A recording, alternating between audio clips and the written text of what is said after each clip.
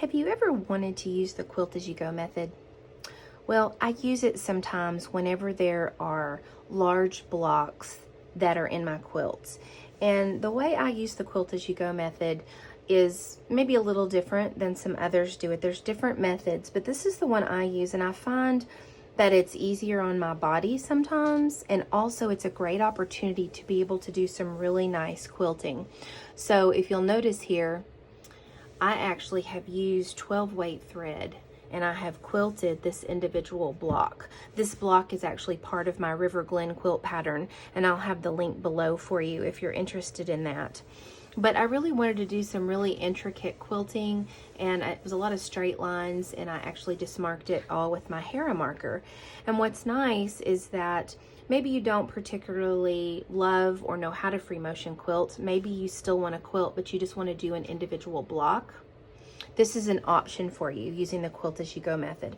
So what you'll do is you will take your individual block, whether it's this one for my Riverglen quilt pattern or maybe it's for another pattern, and what you'll do is you will just cut a piece of batting 1 inch larger all the way around. So you'll make your block 1 inch larger than your actual quilt top block.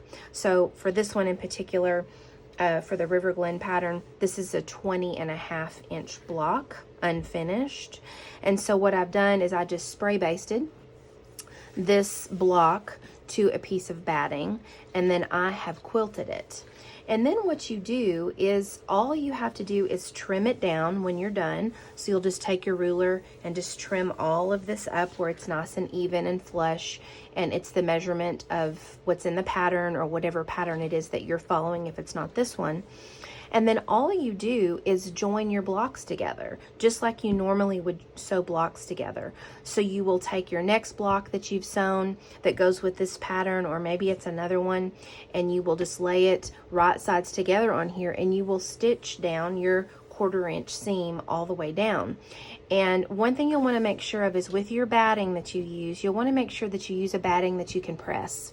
So some batting will kind of melt and get on your iron. So make sure when you do this, you pick a batting. You may want to even test it that you're able to press like 100% cotton. So definitely double check that, because once you sew this block to another block, you'll want to press your seams open in the back.